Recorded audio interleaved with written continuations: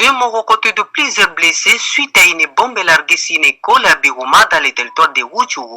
Une bombe probablement tirée par les rebelles du M23 a fait 2 enfants morts et un blessé ce vendredi 10 juillet 2022 à Biruma, à une vingtaine de kilomètres au sud de Rutshuru centre sur la route de Goma dans la province du Nord Kivu. Selon Innocent Bwengen, habitant de Biruma, les 2 enfants tués, Issa Kassita et Jérémy Siza, jouaient dans la cour de l'Institut Saint-Gilbert de Biruma ce vendredi après-midi et nos billets est tombé dessus. Ils se sont tout de suite été et notre éclat sorti de cette bombe a blessé notre enfant qui jouait sur la cour de ce même établissement scolaire. Il a été dépêché au centre de santé de la place et pour les soins indique que M. Samuel est notre habitant de Biruma.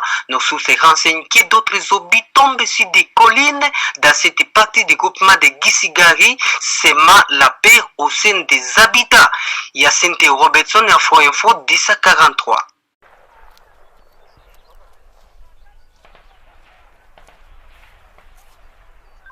Osia 15 rudi hapa. Osia 15 rudi hapa. Osia 15.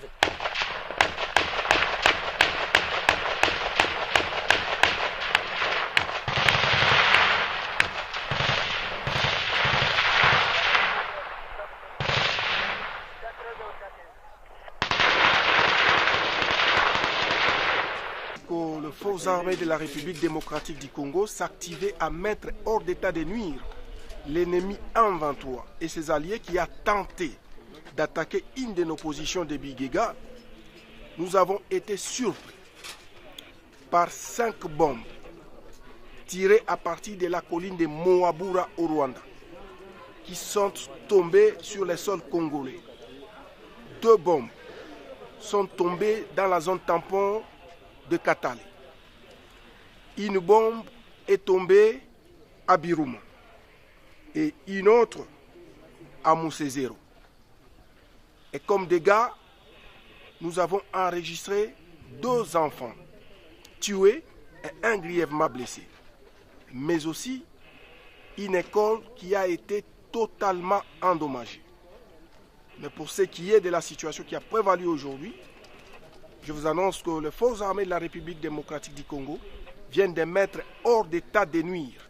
C'est un civique qui a tenté, n'est-ce pas, d'occuper une de nos positions à Bigega.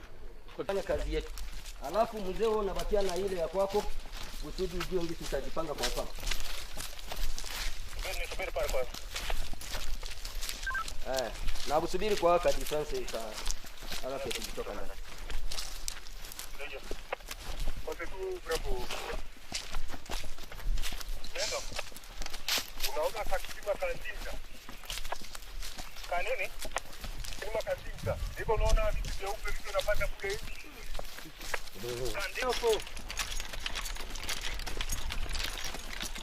Oh Mungu na zawana, oh Mungu na zawana. Ah!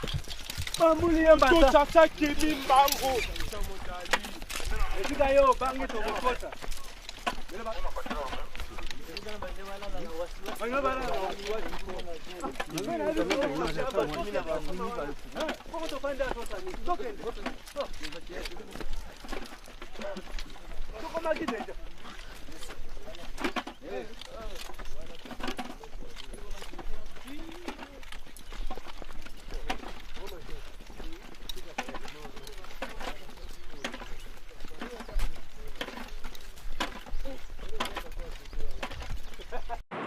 Au Nord Kivu, les FARDC, les forces armées congolaises sont à la manœuvre et les combats continuent, s'il faut en croire ces images fournies par l'armée elle-même. Nous sommes à Tchanzu, non loin des frontières du Rwanda et de l'Ouganda, un point chaud des affrontements avec les rebelles du M23 cette semaine. Des combats qui se doublent d'une vive querelle avec le Rwanda, accusé une nouvelle fois par le Congo d'envoyer des soldats pour soutenir les rebelles.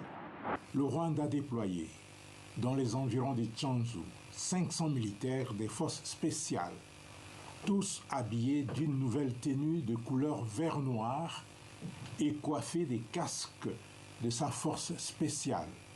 Une affirmation rejetée une nouvelle fois par les autorités rwandaises.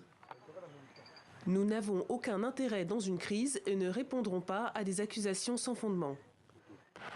Depuis avril, de violents combats opposent l'armée congolaise au groupe Mouvement du 23 mars, le M23, une ancienne rébellion Tutsi. Elle avait été défaite par l'armée congolaise en 2013, mais s'est reconstituée l'an dernier. Et ce sursaut de violence inquiète la communauté catholique qui prépare la visite du pape François, prévue du 2 au 5 juillet, avec une étape à Goma. L'évêque de Goma a annoncé que le pape désirait rencontrer des victimes des violences dans l'est du Congo. Mais certains catholiques craignent maintenant une annulation du voyage. On est tellement inquiets par le fait que les combats ont repris. Pourtant, il y avait déjà un peu d'accalmie.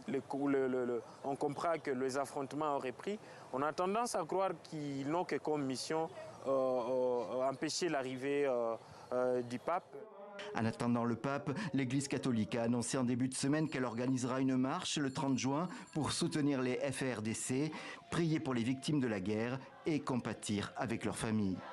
Profitant de sa mission en territoire de Nyiragongo, le chef d'état-major général des FARDC, le général d'armée Mbala Moussense Célestin, a eu ce jeudi 9 juin 2022 à Kibumba une séance de travail avec la notabilité de Kibumba, l'administrateur policier du territoire de Nyiragongo, la société civile et les services spécialisés.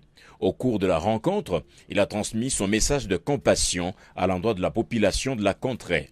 Le chef d'état-major général a remis une assistance des vivres constituée des sacs de farine, du riz, d'huile végétale, des médicaments et une enveloppe consistante pour l'achat des feux prix au bénéfice des habitants qui ont eu le temps de faire leur doléance. Mbala Moussense les a rassurés de la détermination du commandant suprême des FARDC à ramener la paix.